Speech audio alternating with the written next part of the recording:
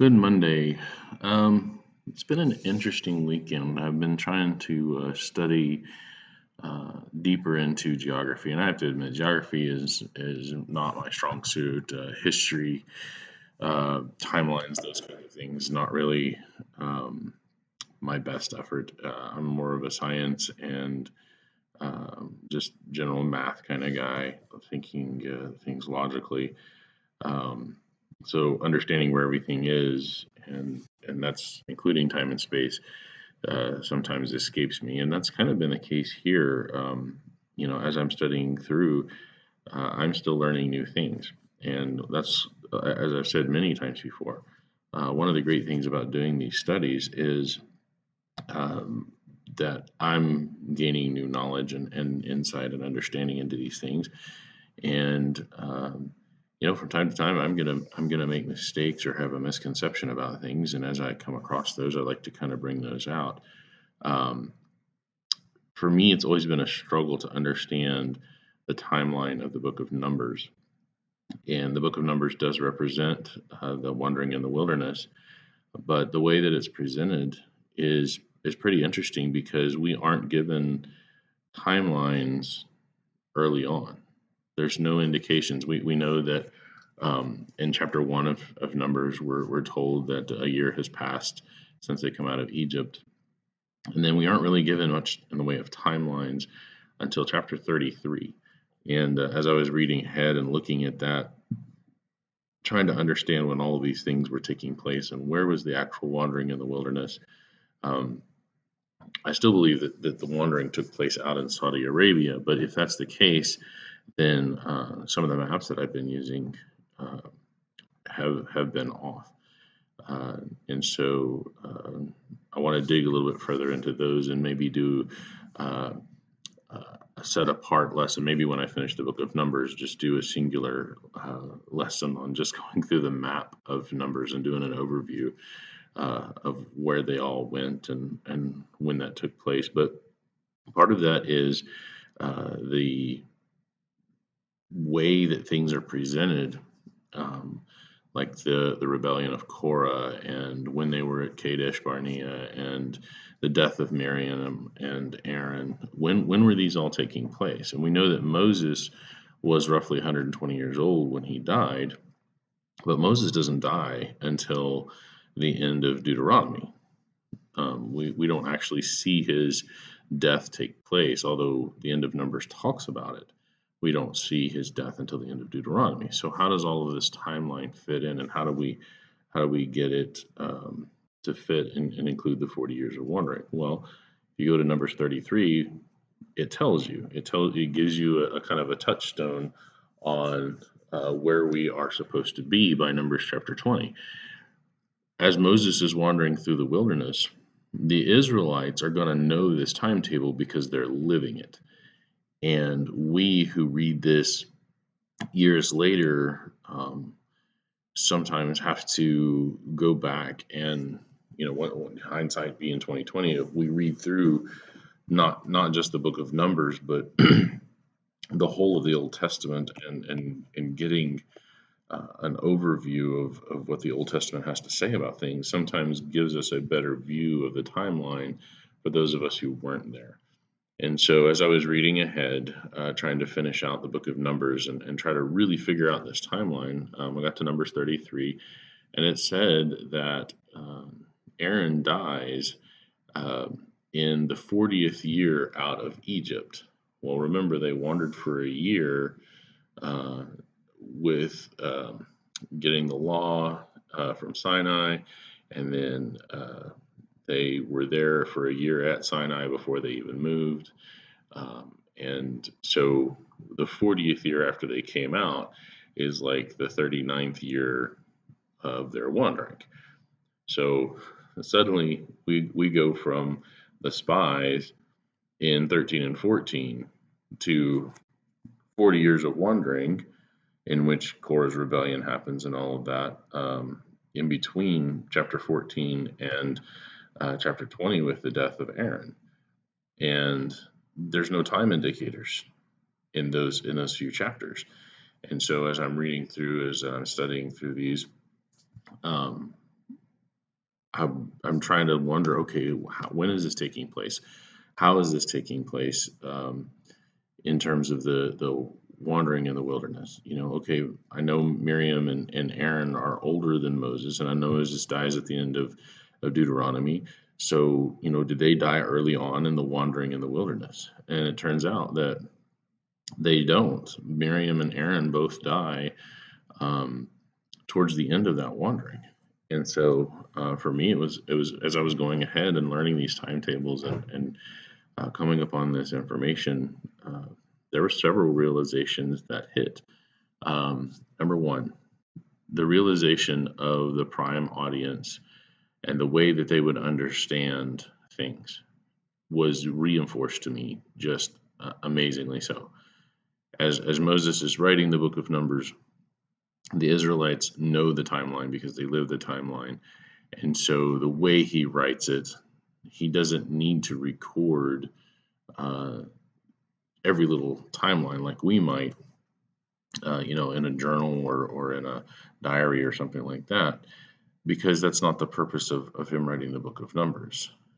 And so understanding it as the prime audience would means that we have to have a kind of an outside view of the whole book and know from Numbers 1 to Numbers 36 to really see the whole picture, to experience or not experience, but to understand the experience that the Israelites had chronologically. Otherwise, without those time markers, we're just told what happened, not when it happened. The next thing that was reinforced for me was just how weak we are in the church, and perhaps this is true of everyone. Just how weak we are in our understanding of the Old Testament. We understand, I understand Genesis really well with my work in apologetics and whatnot. Just going through Genesis so many times, especially those first 12 chapters and our first 11 chapters, all the way up through the flood and reaching up to, but not quite Abraham. Just that part of it is a big part of apologetics, because a lot of people see those first 11 chapters as figurative when they try to squeeze millions of years in evolution and all that into it. And so I've worked a lot with those, and I know those very, very well. And I know Genesis pretty well because we grew up talking about those stories and understanding them. But we don't really talk, because there's in Exodus and Leviticus, Numbers, and Deuteronomy, there's a lot in there that maybe is not all that appropriate for young kids. A lot of killing, a lot of sacrificing of animals, a lot of fairly brutal things take place, and so they're less Bible class for kids type stuff, and so we just don't have a really good framework for understanding those. And so as I'm going through these, the main reason that I wanted to start these lessons was to give myself a reason to really get into studying the Old Testament in depth, understanding the framework from a historical perspective, because again, history is not my strongest suit. And when we study these things, we'll have a much better foundation for understanding Bible prophecy. My end game, of course, is the book of Revelation. I understand the New Testament, as most people have studied it very thoroughly. I have too, and so I understand the New Testament a lot better than I understand the Old Testament. I understand the books of prophecy better than I understand the books of history. I've got a brother that's much better. He's a history buff, and that's his thing. He understands these books of history a lot better than I do. And so that was reinforced for me as I was going through and trying to figure out the timeline here. But chapter 20 actually takes place in the 39th year of their wandering in the wilderness. Aaron dies at 123 years. I got Numbers 23 pulled up here.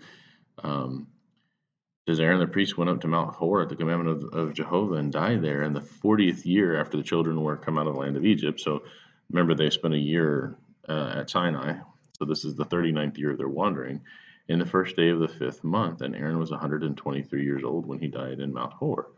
Well, Moses is just a little bit younger than Aaron, so he's going to be pretty close to 120 years at this time. And he dies around that time of 120 years old. And so we're at the end of the wandering in chapter 20. And so I was struggling, and part of the reason I went and read ahead is I was struggling looking through 21 to understand why are they, if they're supposed to still be out in the wilderness wandering around, why are they coming up against these nations? Why are they coming up against Edom and Moab and all of these guys? Because in my mind, it was still the case that they still had 40 years of wandering to do, and that's not true. That we've lost most of the people who had complained in Numbers 14. We have lost most of the people who rebelled under Korah's rebellion, and with Dathan and Abiram and all those guys. Now their children have survived, and their children have been wandering all this time. But it was a struggle for me to understand the timeline, and so I read ahead. I tried to get a step back, stop looking at the trees, and try to get a grasp of the forest. And that's one of the things that helped. So as you go through this study, and you're going to have to go through it. How many times can you go through the Bible before you stop learning things? Well, it's never going to happen. We don't live long enough. There's no way for anybody to go through the Bible enough times where you understand it all completely. Because if you do, you don't have any more growth. There's no more learning to be had, and you stop growing. And if you stop growing, then those things that don't grow aren't alive. And so from a spiritual perspective, there's always going to be something new to learn, always something where you have to correct yourself and correct your understanding or add to your understanding. And so this was a pretty cool revelation to me. And a lot of people want to ask me, well, you just think you know everything. When's the last time you learned anything new? Well, it happens all the time. And so I just wanted to kind of give you guys that insight for something that I've gained some knowledge on, and understanding the book of Numbers better and the timeline better. Because I do want people to see that I'm human. I do want people to see that I'm learning through this process as well. And I think that's important. And I'm not somebody who has every answer, but I am searching for them. I am looking through these scriptures and seeking answers just like everybody else. And so as I stumble and as my understanding grows and gets corrected on things I may have said in past videos, I want to highlight those things and show that growth is taking place for me, and hopefully that will also help others grow as well. And part of that is I'm not trying to make this the definitive walkthrough of the Bible by any means. I've said it a number of times. I'm not anybody. If you want to know the Bible, the best way to know the Bible is to read it for yourself, not listen to some commentator. Although I can tell you about my journey through the Bible, which is what I'm doing now.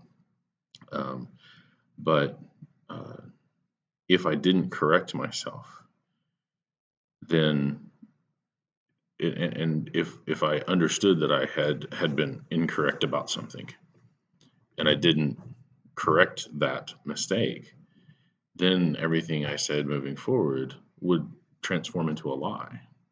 And I definitely don't want to do that.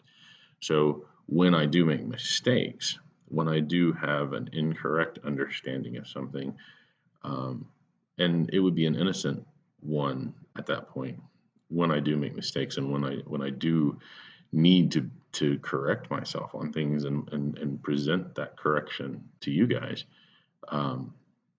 it is imperative that I bring that forward and show you, so that uh, I'm not teaching error, or I'm not trying to cover up that error, because then I would be a false teacher. And I definitely don't want to ever be that.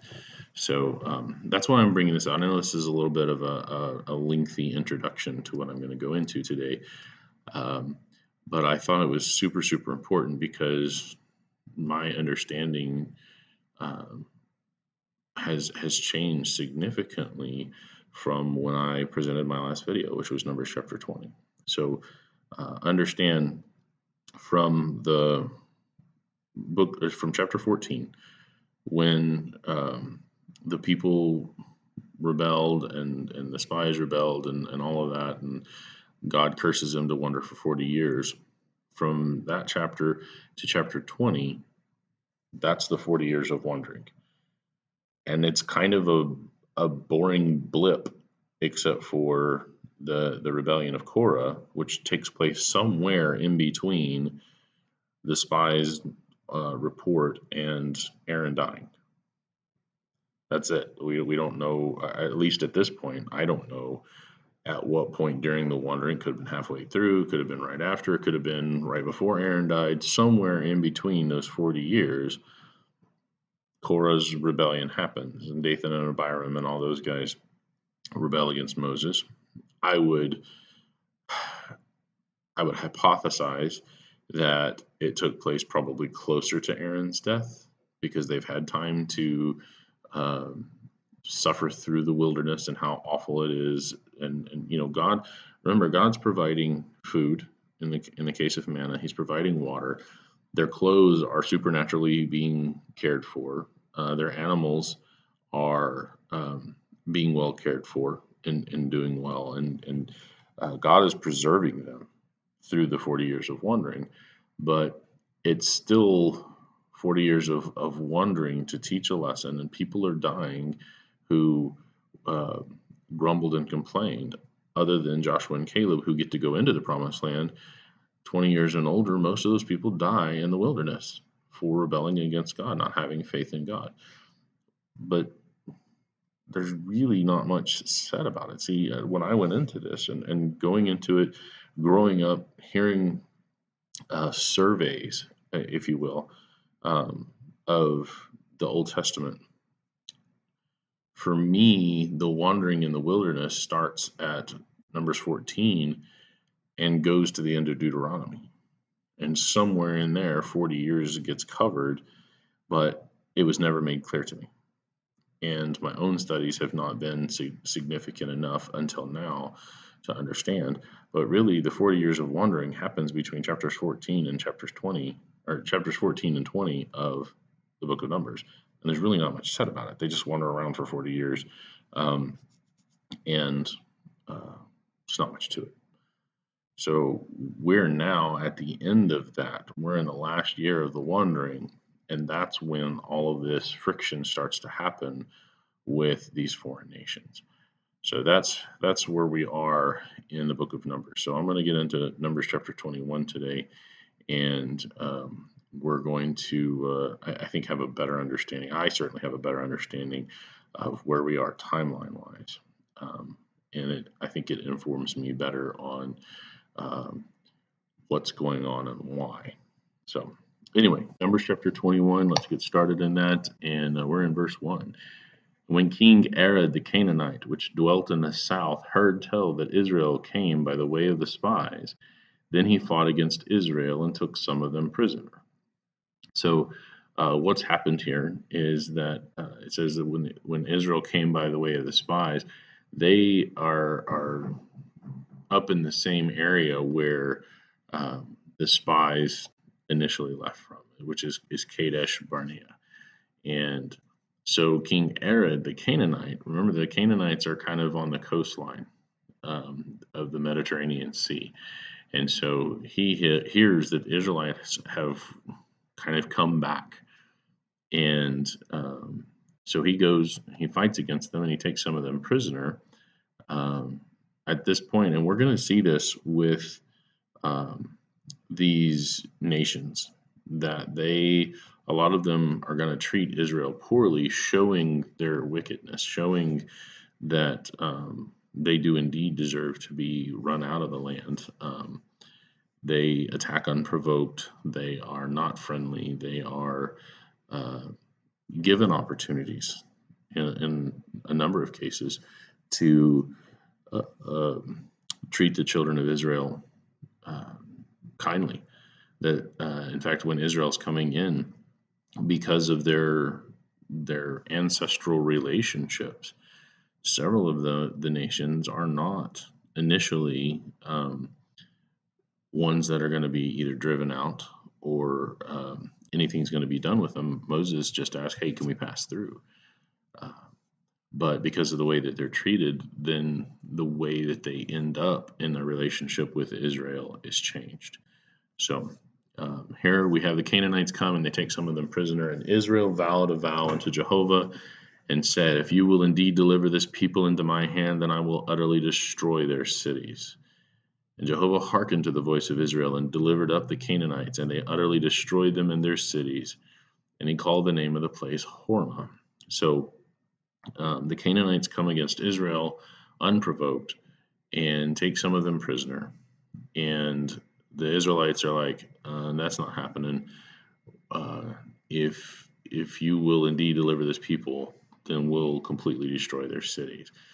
And so the Israelites know that they're not supposed to intermingle. They know that God does not like them mixing their cultures or preserving any parts of uh, the lands that they're going into. God wants them to be a holy people, a separate and apart people from the wickedness of the land.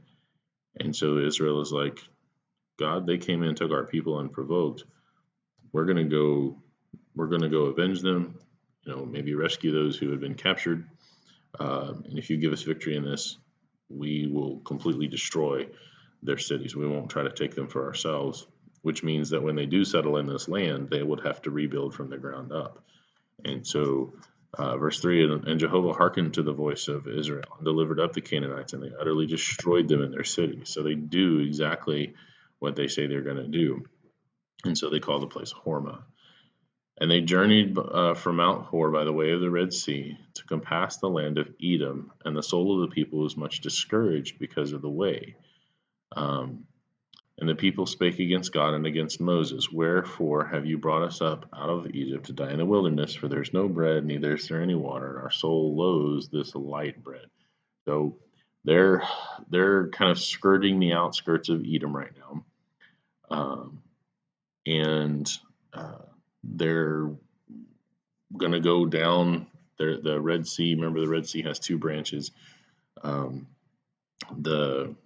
The Edomites' land comes up to the very northern part of the Red Sea, and so they're going to skirt around the land of Edom to the south. And because they're not where, they're not going into the Promised Land yet. Their 40 years haven't ended yet, and so they're kind of on the outside of it at all times. And they get out there, and they're tired of, and this we can understand better now because of the timeline. We understand that they've been eating this manna for 40 years. And so they say, "We loathe this light bread, this manna." And there isn't any water. And so they're complaining again. And so the interesting story here is that we're towards the end of that wilderness, and their time is almost up. If they could have held on for just a little bit longer without the murmuring and complaining, then they would have been fine. But they didn't. And what do? They look back to Egypt. And remember, this is the next generation. These guys were kids, some of them infants. Some of them were born in the wandering in the wilderness over the 40 years. But they still are looking back to Egypt. They're looking back to their bondage, which again is a reference to the bondage of sin in terms of type antitype. And so Jehovah sends fiery serpents among the people, and they bit the people, and much of the people of Israel died. So this is the story where God sends in the fiery serpents because they are, "God, we don't trust you to provide for us. You brought us out to the wilderness. We can't stand what you're giving us to do in terms of food. You gave us manna, and it's not enough for us anymore. And we want to go back to Egypt because Egypt was better. Well, how does that sound to a God who's provided everything? He's pretty angry about that. So he sends in the fiery serpent. And there's kind of a lesson here for us. God sends manna from heaven, which is typical of the word. And for us to look at the gospel, to look at the word of God and say it's not enough. We're bored with it, we're tired of it, we want something more. Well, that's where you get all your modern worship from, and you get all of your Joel Osteens and all of these other guys who want to preach something more than the gospel. You get frameworks like Catholicism who have added a huge amount of extra things that overturn what the gospel say, just like the Pharisees did in their time. You have extra books like the Book of Mormon and the Doctrine and Covenants that the Latter-day Saints have written and supplement the Bible according to their doctrines and stuff. And you have the modern worship bands and the just everything that is external to and really adding into the gospel that God has given. In fact, as Galatians 1 would put it, it's another gospel. It's another doctrine or teaching that is different from the gospel that God has given us. And it shows that mankind can get bored with what God provides, get tired of it, doesn't want to hear what God has given. And really and truly what they're doing is they're looking back into Egypt. They're looking back into the bondage of sin. Some of them never came out of it. I would argue that most of them never came out of it. It just that bondage has transformed. Maybe they went from atheism into Catholicism or atheism into Protestantism or something like that. They just changed an evil master, but it's still sin. But for some who have left the world and actually truly entered into the church that Jesus built, to want to go back to those things, to want to go back into the bondage of sin because they're tired of the manna from heaven. We see where that leads. We see where it leads the children of Israel. They see these fiery serpents come among them. So it says, verse 7, therefore the people came unto Moses and said, we have sinned. So they recognize their sin. We have spoken against Jehovah and against thee. Pray unto Jehovah that he take away the serpents from us. And Moses prayed for the people. So here's a new thing for Israel. When Korah and his group rebelled, they just rebelled. They were destroyed for it. Here are the people whine and complain and are not trusting in God. But as soon as the fiery serpents come in, God is chastening them. They recognize, hey, we messed up. We sinned. So they go to Moses. We've sinned against Jehovah. We've sinned against you. Please pray to God to take this from us. And Jehovah says unto Moses, make you a fiery serpent or a brazen serpent, and set it up on a pole. And it shall come to pass that every one that is bitten, when he looks upon it, shall live. All right. So when the people are bitten, they have to look to the brazen serpent. And of course, we know from the New Testament, this is part of that holistic view of the Bible that we have that they didn't have. That the fiery serpent was a type of Christ, that it was pointing to Jesus, who said, if I be lifted up, I will draw all men unto me. But here's the thing. If these people were bitten, and if they believed that the fiery serpent could save them, but they never actually did the looking, would they have been saved? No. God required not just the belief, but the action that went along with the belief. If you believe that Jesus can save you from your sin, you believe that Jesus is the Son of God, but you never look to Jesus in obedient faith, you cannot be saved. Your faith alone is dead, according to James 2. Belief, understanding, trusting that what God is saying is true is not enough. You have to act on it. And so these people were told if they were bitten, they needed to look to the serpent. Now, they didn't have to do anything else, but they did have to look. They had to make their way somewhere to the camp, to the center of the camp, to see the serpent. God required action on their part, and he does the same thing in the New Testament. We can trust that Jesus is our Savior, but if we don't do what he says, he does not save us on our faith alone, no matter what the denominations of the world teach. It's just not, it's not compatible with the Bible at all. Okay? And Moses made a serpent of brass and put it upon a pole, and it came to pass that if a serpent had bitten any man, when he beheld the serpent of brass, he lived. So he had to look. All right, and so it's a simple story. It's only 4 verses long. And well, I guess 5 if you count the complaining in verse 5. But it's an important story because it really typifies Christ and the idea of Christ being lifted up, and that Christ would draw all men unto him. That's what he said. If I be lifted up, I will draw all men unto him. How does he do that? He does that by faith, by the teaching of the gospel. Now, does that mean that everybody who is ever saved has to physically look upon Jesus? No, that's impossible. Jesus was crucified, was buried, was resurrected, and he's ascended into heaven. So we don't physically have to look on Jesus to be saved, like they did with the fiery serpent or the brazen serpent.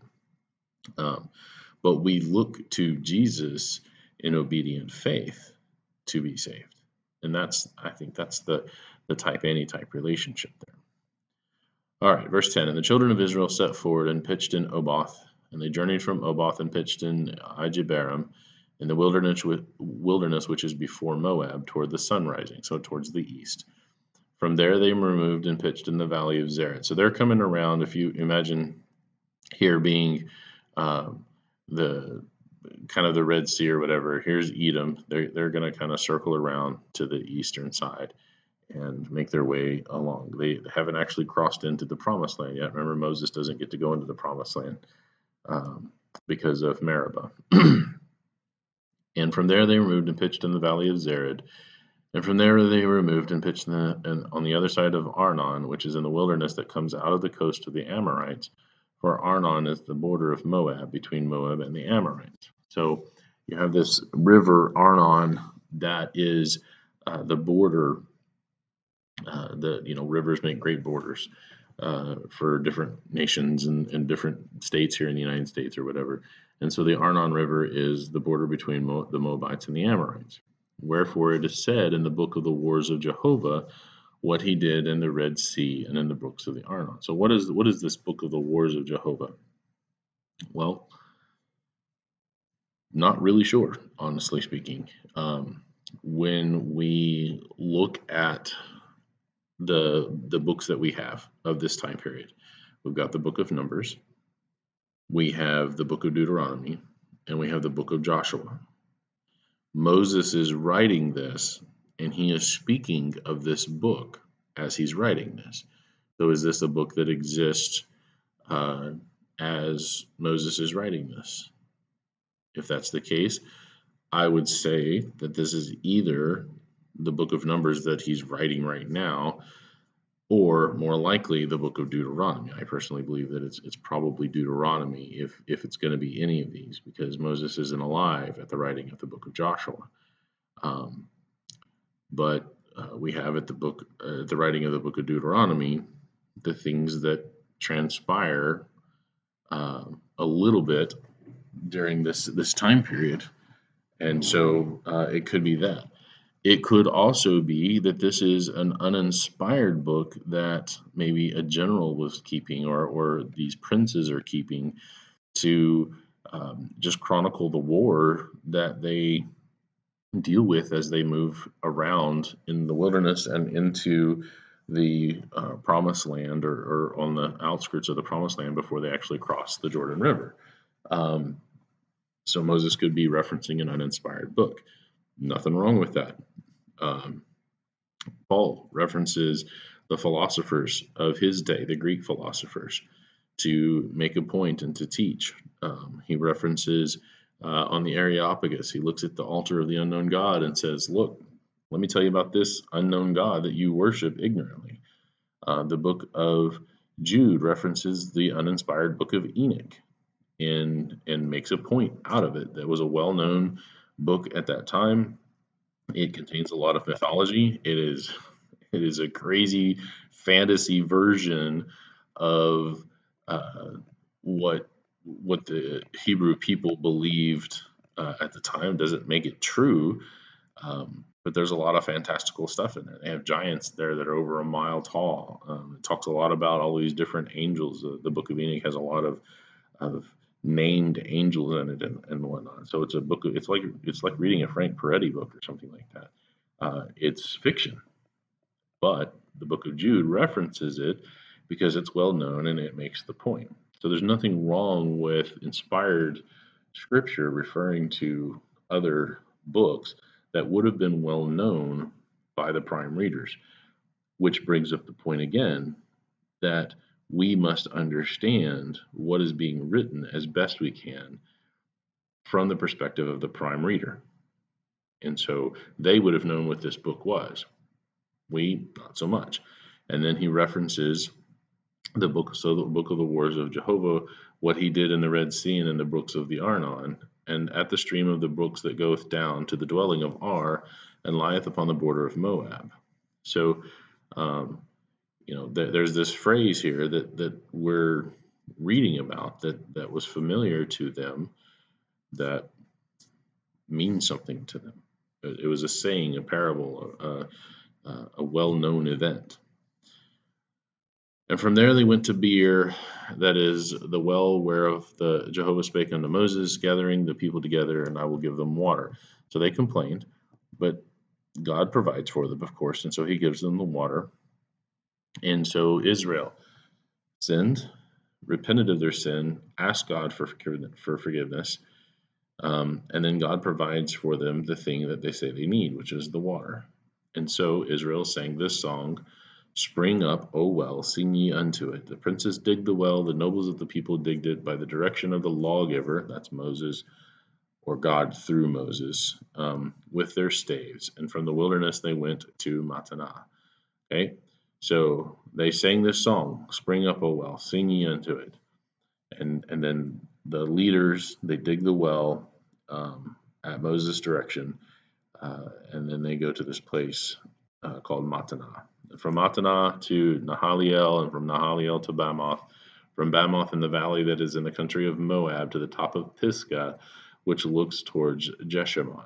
Okay, so the Pisgah is going to come into play a number of times here. Moab is to the east of the Jordan River and the east of the Promised Land. So they're to the east of Moab. And so Israel sent messengers unto Sihon, king of the Amorites, saying, so here's the second time they're going to do this. Let me pass through your land. We will not turn into the fields or into the vineyards. We will not drink of the waters of the well, but we will go along by the king's highway until we be past thy borders. They've already done it to Edom, and Edom said no. And Edom sent forces to their borders, but didn't engage.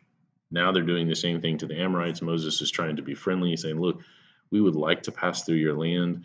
We're just going to go on the highway. We're not going to touch any of your stuff. Just please let us pass through. And Sihon, verse 23, Sihon would not suffer Israel to pass through his border, but Sihon gathered all his people together and went out against Israel into the wilderness. And he came to Jahaz and fought against Israel. Edom didn't fight against Israel. They just wouldn't let him pass. The Amorites actually fight against Israel. It's kind of presumptuous because here they have an all-powerful God watching over them. And so the Amorites are like, let's go fight him. And Israel smote him with the edge of the sword and possessed his land from Arnon unto Jabbok, even unto the children of Ammon. So that's the Ammonites. for the border of the children of Ammon was strong. So understand this. The Edomites are descended from Esau. The Ammonites are from Ben Ami, which is the son of Lot by his younger daughter. But the Amorites are just people that dwell here. They're not related, as far as I can tell, they're not related in any way to Abraham or Lot or any of those guys directly. So the closest relative, of course, is going to go all the way back to Noah. But the Amorites decide, not only are they not going to let Moses and his people through, they're going to attack them. And Israel just smacks them around and takes their land from Arnon to Jabbok and starts to dwell therein. Okay? And Israel took all these cities, and Israel dwelt in all the cities of the Amorites in Heshbon and in all the villages thereof. So they go there. They've been wandering in the wilderness now for 39 years. So now they have cities and towns to dwell in, kind of a temporary situation because the Amorites came against them and God was with them, and Israel defeated them and took their land from them in punishment for essentially betraying them. Hey, we come to you in peace. And Amorites like, no, we're going to attack you. Israel's like, okay. And so they fight back and they end up in complete victory. And so they dwell in all the cities of the Amorites in Heshbon and all the villages thereof. For Heshbon was the city of Sihon, the king of the Amorites, who had fought against the former king of Moab and taken all his land out of his hand, even unto Arnon. So the Amorites had fought against the king of Moab and taken all this land from the Moabites. Well, now they had that land taken from them by the Israelites. Whereof they speak in Proverbs, saying, Come into Heshbon, let the city of Sihon be built and prepared. So this was another proverb, another external thing to the inspired scriptures that Moses is bringing in, saying that the people of the land had this proverb. Well, the proverb is gone now because this arrogant king decided he would come against the Israelites, and now he lost his capital city. And as far as I can tell, he lost his life. For there is a fire gone out of Heshbon, a flame from the city of Sihon. It hath consumed Ar of Moab, and the lords of the high places of Arnon. Woe to thee, Moab! Thou art undone, O people of Chemosh. He hath given his sons that escaped and his daughters into captivity unto Sihon, king of the Amorites. We have shot at them. Heshbon is perished, even unto Dibon, and we have laid them waste, even unto Nophah, and have reached unto Medeba. Okay, so that's the whole saying. And it's this kind of parable about how powerful Sihon was and how awesome he was, and he took out the Moabites. Well, he came against the Israelites and he got spanked and lost. It says, Thus Israel dwelt in the land of the Amorites, and Moses sent to spy out Jazer, or Jazer, however you pronounce that, and they took the villages thereof and drove out the Amorites that were there. So they're still driving out the Amorites. And they turned and went up by the way of Bashan, and Og the king of Bashan went out against them, he and all his people, to the battle at Edrei. Now we're going to read about this more in Deuteronomy. This isn't the last recording of what's going on here, but Og is one of the giants. They talk about his bed. His bed is enormous. And so Og is another one of these giants that we read about. They fight him at the Battle of Edrei, and Israel gets victory here. And Jehovah said unto Moses, Fear him not, for I have delivered him into your hand, and all his people and his land. And you shall do to him as you did unto Sihon, king of the Amorites, which dwelt at Heshbon. So they smote him and his sons and all his people until there was none left alive, and they possessed his land. So Bashan, going up from the eastern fork of the Red Sea, you have the Edomites. North of that's the Moabites. Kind of to the east of those guys is the Amorites that they are possessing. So they're still kind of out in the Saudi Arabia area, possessing the land of the Amorites now. Well, just north of that is Bashan. So they're not actually moving into the promised land yet. They're not actually heading towards Jerusalem and the Jordan River and all that, Jericho. They're headed north. And so they run into Bashan, and again, they're in the land of the Amorites, and Og, the king of Bashan, comes out to fight them. So all these people are coming out to fight Israel rather than Israel going in and just taking over. Israel has come in politely and said, "Hey, can we just move through your land?" And all these people are just attacking them for no reason. And when they do that, God is with Israel, and the bad guys lose every time. So we'll read more about that when we get there. We'll read more about Og, the king of Bashan. Um, really appreciate you guys being with me on this, and I hope you'll stay with me. Hope you realize that I make mistakes, but that I definitely want to own up to them, because I'm learning. I'm gaining new information as I pass through these things, and so I want y'all to see that thought process, um, as I go through it. Maybe that will help you as you do your own studies as well. But again, thank you. If you got something out of this, share it. Let other people know. Those of you who are new to this, subscribe. I really appreciate having new subscribers. If you have questions or comments, please leave those down below, and we will see you guys on the next time through Numbers chapter 22.